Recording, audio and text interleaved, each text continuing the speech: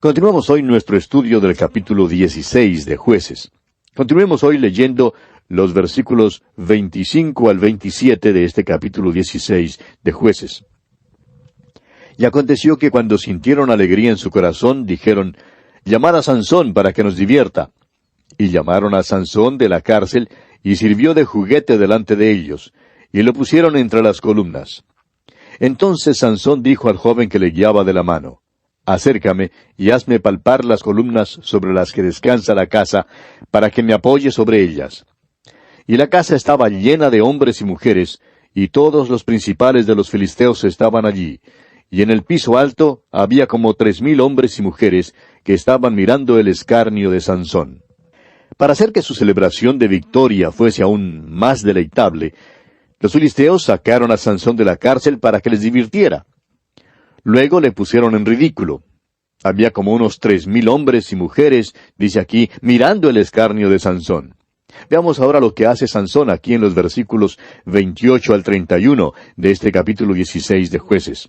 Entonces clamó Sansón a Jehová y dijo, «Señor Jehová, acuérdate ahora de mí y fortaléceme, te ruego, solamente esta vez, oh Dios, para que de una vez tome venganza de los filisteos por mis 2 ojos».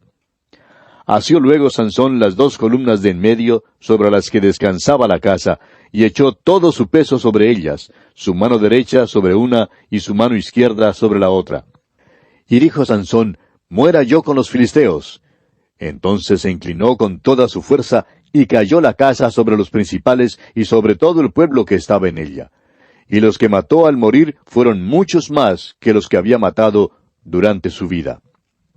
Y descendieron sus hermanos y toda la casa de su padre, y le tomaron y le llevaron y le sepultaron entre Sora y Estaol, en el sepulcro de su padre Manoah. Y él juzgó a Israel 20 años. La pecaminosidad de Sansón le llevó a la caída final. Aún su acto final fue un acto de venganza, porque había sufrido la pérdida de sus 2 ojos. Sin embargo, causó la muerte de muchos filisteos que eran los enemigos de Israel. No eliminó la amenaza de la invasión filistea, pero fue honrado por sus hermanos de todos modos y le dieron un sepelio honorable. La historia de Sansón, amigo oyente, termina con la declaración, «Y él juzgó a Israel 20 años». En realidad, todo lo que hizo Sansón fue impedir que los filisteos atacaran a Israel durante 20 años. Los capítulos 13 al 16 son una repetición monótona de las palabras, «Los hijos de Israel volvieron a hacer lo malo ante los ojos de Jehová». Ahora, el nacimiento de Sansón fue milagroso. Tuvo una oportunidad excelente para libertar a Israel, pero nunca logró hacerlo. Él constituye uno de los 2 fracasos más colosales en toda la Escritura. El otro fue el de Salomón. Sansón era nazareo y su cabello largo era símbolo de su oficio. No había en él ninguna fuerza. Era anémico, una criatura débil tanto física como moralmente, consentido de la madre, enano de mente y de músculo. 3 versículos significativos cuentan o resumen su historia. El primer versículo nos da el secreto del éxito de Sansón, y es el versículo 5 del capítulo 13 de Jueces. Dice, «Pues he aquí que concebirás y darás a luz un hijo, y navaja no pasará sobre su cabeza, porque el niño será nazareo a Dios desde su nacimiento, y él comenzará a salvar a Israel de mano de los filisteos». El segundo versículo nos da el secreto de la fuerza de Sansón. Es el versículo 25 del mismo capítulo 13 de Jueces. Dice, «Y el Espíritu de Jehová comenzó a manifestarse en él en los campamentos de Dan, entre Sora y Estaol». Y el tercer versículo nos da el secreto del fracaso de Sansón. Y es el versículo 20 del capítulo 16 de Jueces, donde leemos, «Y le dijo, Sansón, los filisteos sobre ti». Y luego que despertó él de su sueño, se dijo, «Esta vez saldré como las otras y me escaparé». Pero él no sabía que Jehová ya se había apartado de él. Notemos ahora, aunque parezca sorprendente, el paralelo entre la vida de Sansón y la de Jesucristo. Tenemos primero una comparación. Ambos nacimientos fueron predichos por un ángel. Ambos fueron apartados para Dios desde el vientre. Ambos eran nazareos. Ambos salieron en el poder del Espíritu Santo. Ambos fueron rechazados por su pueblo. Y ambos destruyeron a sus enemigos. Pero hay también un contraste entre la vida de Sansón y la de Jesucristo. Sansón vivió una vida de pecado. La vida de Jesús fue impecable, o sea, sin pecado. En la hora de su muerte, Sansón oró, «Oh Dios, para que de una vez tome venganza de los filisteos por mis 2 ojos». Jesús en cambio oró, «Padre, perdónalos, porque no saben lo que hacen». En la muerte, los brazos de Sansón se extendieron en ira. En cambio, en la muerte, los brazos de Jesús se extendieron en amor. Y finalmente, Sansón murió. Pero Jesucristo vive hoy. Nosotros podemos aprender algo de la historia de Sansón. El Espíritu de Dios nunca se aparta de un cristiano, eso es cierto. Pero le es posible a usted entristecerle, de modo que usted se halle sin poder. Llegó el tiempo cuando el Espíritu de Dios ya no dio más poder a Sansón. En Génesis capítulo 6, versículo 3 leemos, «Y dijo Jehová, no contenderá mi espíritu con el hombre para siempre». Dios dijo esto en los tiempos de Noé. Y esto puede ser cierto hoy en día, en la vida de un creyente. Amigo oyente, si el Espíritu de Dios mora en usted, permítanos decirle que sería muy trágico vivir una vida sin el poder de Dios. No seamos, pues, como Sansón. Llegamos ahora al capítulo 17. En este capítulo, la madre de Micaía hace imágenes del dinero que Micaía primero robó y luego devolvió, y contrata a un levita para servirle de sacerdote. En los capítulos 17 al 21 de Jueces, se nos presenta la filosofía de la historia que mencionamos al principio de nuestro estudio de este libro de Jueces. La hemos visto ilustrada en los Jueces como el ciclo de la historia que sigue rodando. Principia cuando Israel está en el lugar de bendición, están sirviendo a Dios. Luego hay un alejamiento de Dios y hacen lo malo. Siguen su propio camino. Luego son vendidos a la esclavitud. En su esclavitud y servidumbre claman a Dios por liberación. Luego vuelven a Dios y se arrepienten. Dios levanta entonces jueces para liberarlos, e Israel una vez más llega al lugar de bendición y sirve a su Dios. Y así cuando parece que todo anda bien, pecan otra vez y se apartan de Dios. En total, Israel pasó por 7 apostasías. Y tenemos aquí representada la filosofía de la historia. Los israelitas pasaron primeramente por un período de apostasía religiosa. En segundo lugar, hubo una decadencia moral. Y tercero, sobrevino una anarquía política. O sea que la dificultad principió en el templo, avanzó luego hasta el hogar y por último se extendió hasta el Estado. Y así, amigo oyente, es como decae una nación. En los capítulos 17 y 18 vemos la apostasía religiosa, el templo. Este período de apostasía principió en la tribu de Dan, la que quería ensanchar sus límites. Fue otro lapso a la idolatría. Todo se remonta hasta la casa de Micaía y su madre, que lo consentía. El sacerdote contratado por Micaía para atender a sus ídolos aconsejó a Dan a seguir con su plan egoísta. Esta era el habla melosa de un predicador contratado. Leamos pues los primeros 2 versículos de este capítulo 17 de Jueces. Hubo un hombre del monte de Efraín, que se llamaba Micaía, el cual dijo a su madre, «Los 1,100 siclos de plata que te fueron hurtados, acerca de los cuales maldijiste y de los cuales me hablaste, he aquí el dinero está en mi poder, yo lo tomé». Entonces la madre dijo, «Bendito seas de Jehová, hijo mío». Micaía es un ejemplo de un hijo mimado. La madre lo consintió demasiado. Él sabía que su madre había ahorrado algún dinero y decidió robárselo. Su madre, no sabiendo quién se había robado el dinero, pronunció una maldición sobre el ladrón. Por tanto, él confesó ser el ladrón, y ella, en lugar de ponerle sobre sus rodillas y darle unas cuantas nalgadas, le congratula y le dice, «Bendito seas de Jehová, hijo mío». Ahora el versículo 3 de este capítulo 17 dice, «Y él devolvió los 1,100 siclos de plata a su madre, y su madre dijo, En verdad he dedicado el dinero a Jehová por mi hijo, para hacer una imagen de talla y una de fundición. Ahora pues, yo te lo devuelvo». Cuando Micaía le devolvió el dinero a su madre, ella le dijo que había dedicado ese dinero al Señor para hacer una imagen de talla y una de fundición. ¿Sabe usted, amigo oyente, que hay muchos cristianos hoy en día que son tan contradictorios como la madre de Micaía? Ella dijo que había dedicado el dinero al Señor, pero lo usó para hacer una imagen. Muchos grupos toman la ofrenda y dicen que es para el Señor, pero luego usan la mayor parte de la ofrenda para pagar las reuniones sociales de la iglesia que tienen todos los viernes en la noche. Dicen que el dinero es dedicado al Señor, pero en realidad honran al Dios del placer. Eso es paganismo, amigo oyente. Ahora leamos los versículos 5 y 6 de este capítulo 17 de Jueces. Y este hombre Micaía tuvo casa de dioses, e hizo efod y terafines, y consagró a uno de sus hijos para que fuera su sacerdote. En aquellos días no había rey en Israel, cada uno hacía lo que bien le parecía. Micaía tuvo casa de dioses, dice aquí. Su madre proveyó la plata para los ídolos, y Micaía proveyó una casa para ellos. También hizo efod y terafines para completar los accesorios de la casa. Luego, para remate, consagró a uno de sus hijos para que fuera sacerdote.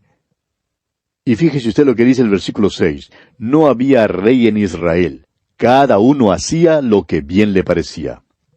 Ahora continuemos con los versículos 7 hasta el 10 de este capítulo 17 de Jueces. Y había un joven de Belén de Judá, de la tribu de Judá, el cual era levita y forastero allí. Este hombre partió de la ciudad de Belén de Judá para ir a vivir donde pudiera encontrar lugar, y llegando en su camino al monte de Efraín, vino a casa de Micaía. Y Micaía le dijo, ¿de dónde vienes? Y el levita le respondió, soy de Belén de Judá, y voy a vivir donde pueda encontrar lugar. Entonces Micaía le dijo, quédate en mi casa, y serás para mí padre y sacerdote, y yo te daré 10 siclos de plata por año, vestidos y comida. Y el levita se quedó. Debe haber molestado un poco a Micaía el haber hecho sacerdote a su hijo. Por eso, cuando pasó este predicador viajante sin empleo, Micaía lo contrató. Este levita de Belén de Judá llegó a ser el sacerdote privado de la familia. Su salario fue pagado en dinero, ropa y comida. Que Dios tenga misericordia de la iglesia que tenga este tipo de predicador. Este levita ahora ha llegado a ser sacerdote y tiene una casa llena de ídolos. Continuemos con los versículos finales, versículos 11 al 13 de este capítulo 17 de Jueces. Agradó pues al levita morar con aquel hombre, y fue para él como uno de sus hijos. Y Micaía consagró al levita, y aquel joven le servía de sacerdote, y permaneció en casa de Micaía. Y Micaía dijo, ahora sé que Jehová me prosperará, porque tengo un levita por sacerdote.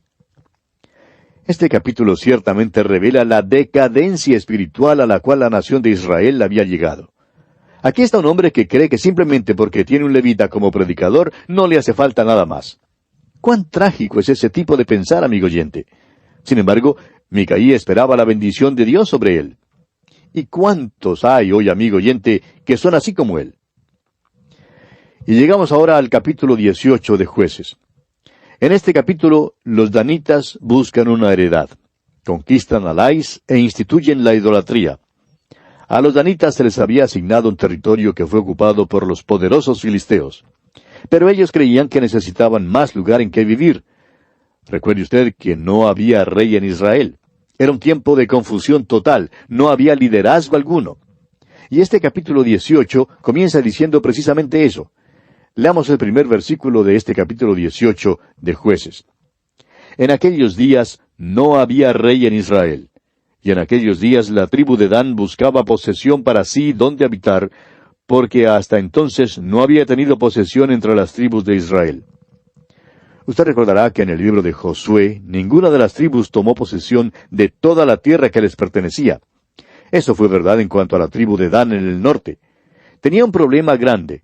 El hecho es que fue tan grande el problema que se fueron a los montes. Leamos ahora el versículo 2. Y los hijos de Dan enviaron de su tribu 5 hombres de entre ellos, hombres valientes, de Sora y Estaol, para que reconociesen y explorasen bien la tierra. Y les dijeron, id y reconocer la tierra. Estos vinieron al monte de Efraín hasta la casa de Micaía, y allí posaron. Estos hombres salieron para reconocer y explorar el territorio que la tribu de Dan podía tomar para poder extender y ensanchar los límites de su territorio. Durante sus viajes llegaron hasta la casa de Micaía. Continuemos con los versículos 3 y 4 de Jueces 18. Cuando estaban cerca de la casa de Micaía, reconocieron la voz del joven levita, y llegando allá le dijeron, ¿quién te ha traído acá? ¿Y qué haces aquí? ¿Y qué tienes tú por aquí? Él les respondió, de esta y de esta manera ha hecho conmigo Micaía, y me ha tomado para que sea su sacerdote. Este hombre no es nada más que un predicador contratado. Y que Dios tenga misericordia de la iglesia que tenga un predicador contratado. Que no es nada más que un mandadero para hacer lo que un grupito quiere que haga y que no hace lo que Dios le ha llamado a hacer.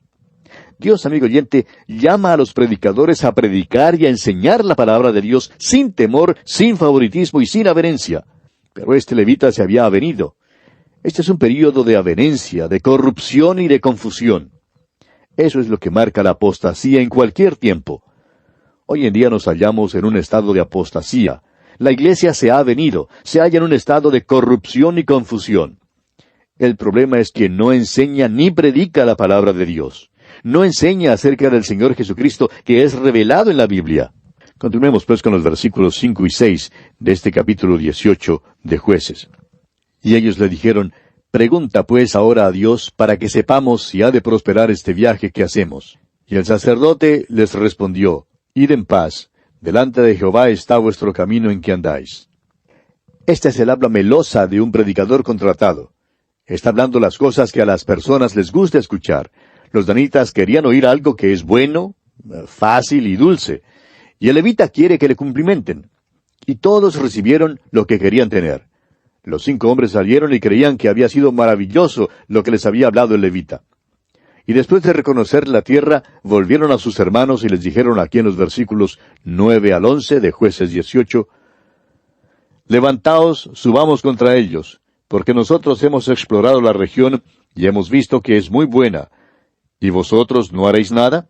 No seáis perezosos en poneros en marcha para ir a tomar posesión de la tierra. Cuando vayáis, llegaréis a un pueblo confiado y a una tierra muy espaciosa, pues Dios la ha entregado en vuestras manos, lugar donde no hay falta de cosa alguna que haya en la tierra. Entonces salieron de allí, de Sora y de Estaol, 600 hombres de la familia de Dan, armados de armas de guerra.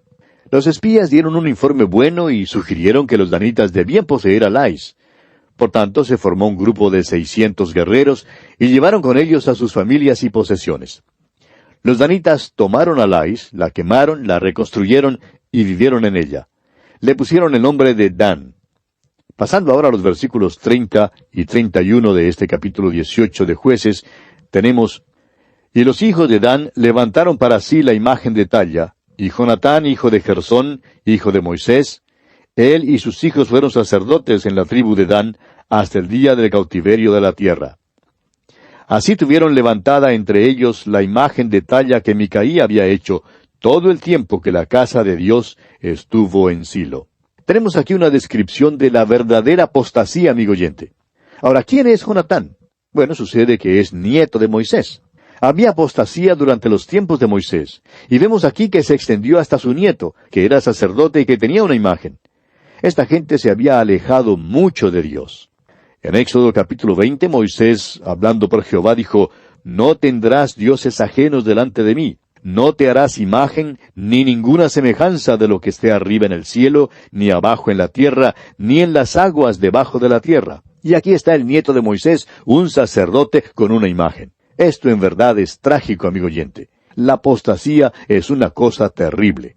El período abarcado en los capítulos 19 al 21 es similar al período anterior que revela avenencia, corrupción y confusión.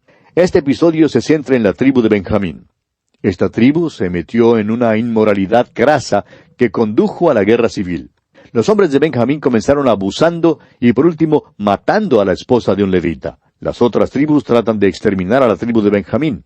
Y este período termina con la corrupción total y la confusión nacional.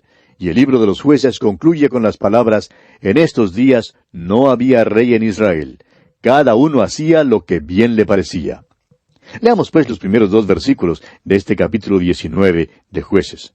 En aquellos días, cuando no había rey en Israel, hubo un levita que moraba como forastero en la parte más remota del monte de Efraín, el cual había tomado para sí mujer concubina de Belén de Judá. Y su concubina le fue infiel, y se fue de él a casa de su padre, a Belén de Judá, y estuvo allá durante 4 meses. Estos versículos nos dan otra idea de la vida de los hijos de Israel en aquel entonces. Esta es una buena ilustración de los primeros 3 capítulos de la carta del apóstol Pablo a los romanos. ¿Puede usted imaginarse, amigo oyente, a un levita casándose con una mujer así como ella? Bueno, este levita se casó con ella, y como ella era ramera, lo dejó y se fue a casa de su padre. Este levita la siguió, y fue recibido afectuosamente por el padre de ella, y se quedó allí por algunos días. Luego el levita y su concubina salieron y se encaminaron hacia el norte. Se quedaron una noche en Gabaa, una ciudad de la tribu de Benjamín. Un anciano, que era también del monte de Efraín, y que moraba en Gabaa, les ofreció su hospitalidad. Aquella noche, mientras su anfitrión les atendía, algunos hombres de la ciudad, quizás sabiendo la fama de ella, la tomaron, abusaron de ella, y por último, la mataron. Ahora, después que su concubina murió, el levita se puso furioso. Lo que él hizo revela las profundidades a las cuales habían descendido los hombres de aquel tiempo. Este levita cortó el cuerpo de la mujer en 12 partes y envió una parte a cada uno de los territorios de Israel. Con cada parte envió también un mensaje contando lo que les había sucedido a él y a su esposa. Esto hizo que las tribus se encolerizaran. Creían que la ley debía ser ejecutada. Todavía no se habían hundido tanto como nosotros hoy en día, que vivimos como si no hubiera ley. Y además tenemos la tendencia de querer lo mínimo posible de ley. Pues bien, todas las tribus se juntaron y salieron contra la tribu de Benjamín. Esta trató de defenderse, pero las otras tribus aparentemente tenían un tremendo ejército, como veremos en el capítulo siguiente. Y así, amigo oyente, concluimos este estudio del capítulo 19 de Jueces. Será pues hasta entonces que la paz de Dios repose en usted, ahora y siempre.